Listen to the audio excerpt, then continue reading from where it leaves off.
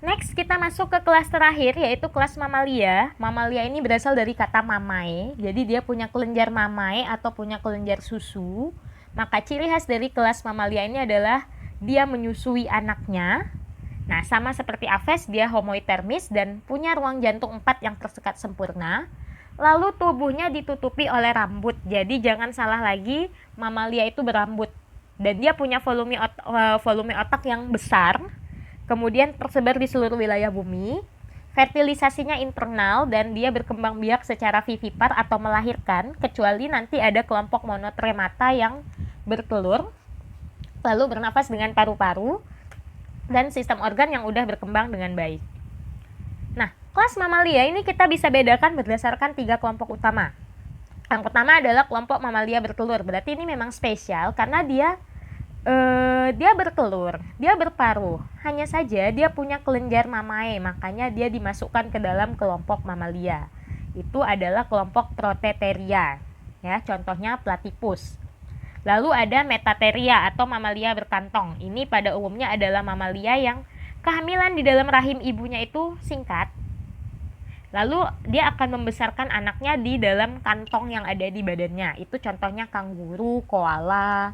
Dan yang terakhir adalah mamalia berplasenta atau yang perkembangan dari embrionya itu dilindungi oleh suatu selaput yang namanya adalah plasenta. Itulah yang kayak kelinci, kucing, orangutan, sapi, dan lain-lain. Oke, kita akan bahas beberapa kelompok dari monotremata. Beberapa kelompok dari mamalia. Nah, ini ada monotremata. Tadi monotremata itu kelompok Prototeria atau mamalia yang emang paling primitif. Dia nggak bergigi, dia nggak berdaun telinga. Nah, jadi ciri khas dari mamalia itu dia punya daun telinga. Ada telinganya. Nah, dia bertelur. Dia berkloaka dan dia berparuh. Jadi dia ditemukannya itu di kawasan Australia dan Selandia Baru. Contohnya adalah Platypus, Ornithorhynchus anatinus. Lalu ada kelompok marsupial. Nah, anak dibesarkan di dalam kantong induk betina.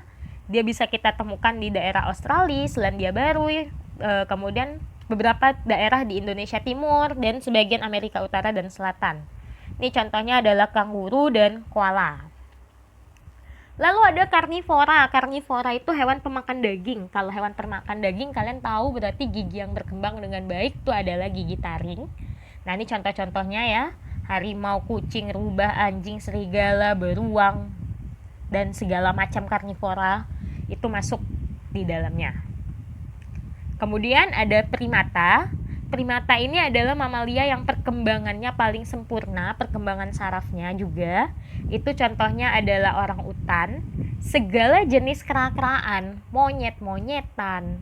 Kemudian apa sih bahasanya? Ciga lah, barwa lah, siamang lah.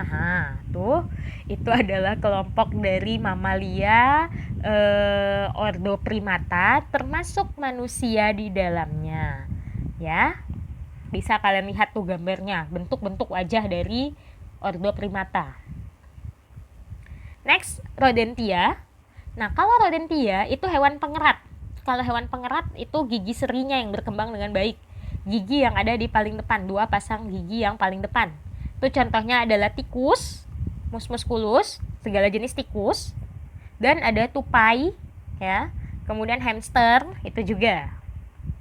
Lalu ada lagomorpha. Lagomorpha itu gigi seri yang berkembang dengan sangat baik juga. Nah, cirinya yang lain itu telinganya memanjang. Contohnya adalah kelinci, ya, Lepus americanus. Kemudian insektivora, dari namanya aja kita tahu kalau dia adalah kelompok pemakan serangga. Dia hewan nokturnal atau yang aktif di malam hari. Contohnya itu adalah landak. Nah, kemudian ada Chiroptera dan Proboscidea. Jadi Chiroptera itu adalah mamalia bersayap. Dia tetap aktif di malam hari. Itu contohnya adalah kelompok kalong, kelelawar, ya. Lalu ada Proboscidea. Kalau Proboscidea itu mamalia berbelalai, kalian sudah tahu apa itu contohnya, pasti, dan the one and only 11, ya, gajah. Kemudian ada kelompok mamalia yang hidup di dalam air. Itu adalah Cetacea atau kelompok paus. dan ada sirenia atau kelompok dugong atau duyung. Jadi jangan kalian bayangkan duyung itu kayak putri duyung. Nah, inilah duyung sebenar-benarnya duyung. Kalau kalian lihat, paus itu punya cara adaptasi yang unik.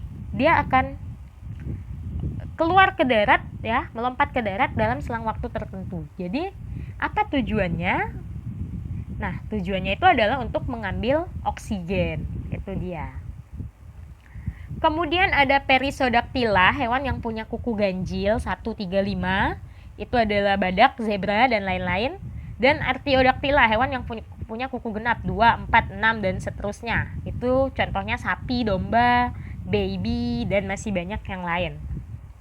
Nah, sekian belajar kita pada hari ini. Jadi kalau ada yang mau ditanyakan silahkan komen di kolom komentar. Setelah ini silahkan kalian kerjakan LKPD-nya ya.